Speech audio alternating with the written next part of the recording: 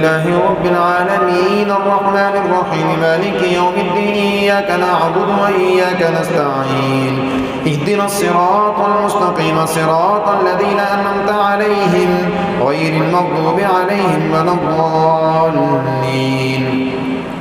قل رب إما تريني ما يوعدون ربي فلا تجعلني في القوم الظالمين وإنا على أن نريك ما نعدهم لقادرون ادفع بالتي هي أحسن السيئة نحن أعلم بما يصفون وقل رب أعوذ بك من همزات الشياطين وأعوذ بك رب أن يحضرون حتى إذا جاء أحدهم الموت قال رب ارجعون لعلي أعمل صالحا فيما تركت كلا إنها كلمة هو قائلها ومن ورائهم برزخ إلى يوم يبعثون فإذا نفخ في الصور فلا أنساب بينهم يومئذ ولا يتساءلون فمن ثقلت موازينه فأولئك هم المفلحون ومن خفت موازينه فأولئك الذين خسروا أنفسهم في جهنم خالدون تلفح وجوههم النار وهم فيها كالحون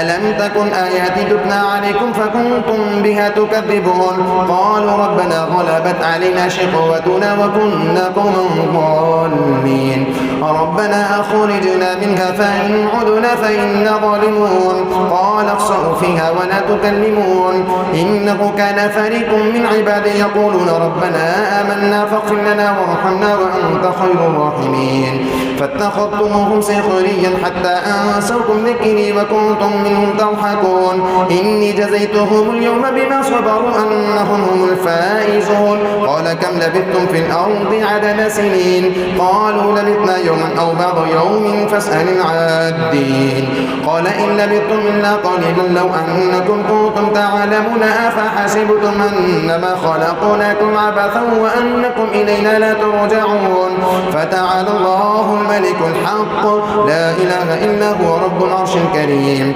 ومن يدعو مع الله إلها آخر لا برهان له به فإنما حسابه عند ربه إنه لا يفلح الكافرون وقل رب اغفر وارحم وأنت خير الراحمين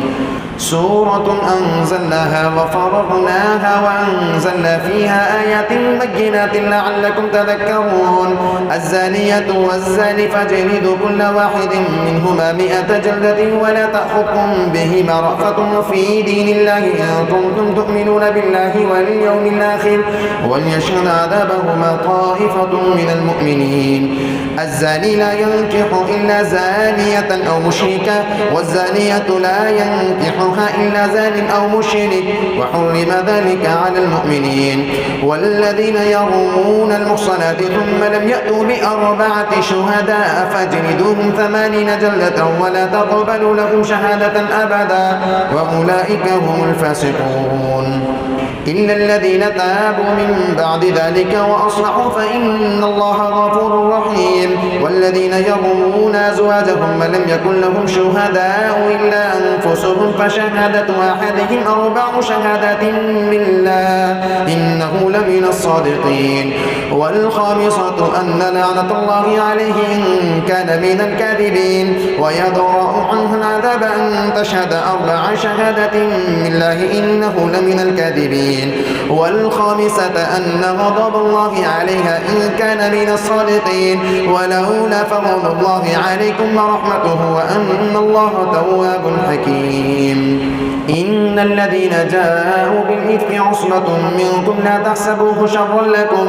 بل هو خير لكم لكل امرئ منهم ما اكتسب من الإثم والذي تولى كبره منهم له عذاب عظيم لولا إذ سمعتموه ظن المؤمنون والمؤمنات بأنفسهم خيرا وقالوا هذا إفك مبين لولا جاءوا عليه ب4 شهداء فإذ لم يأتوا بالشهداء فأولئك عند الله هم الكاذبون ولولا فضل الله عليكم ورحمته في الدنيا والآخرة لمسكم فيما أفضتم فيه عذاب عظيم إذ تلقونه بألسنتكم وتقولون بأفواهكم ما ليس لكم به علم وتحسبونه هينا وهو عند الله عظيم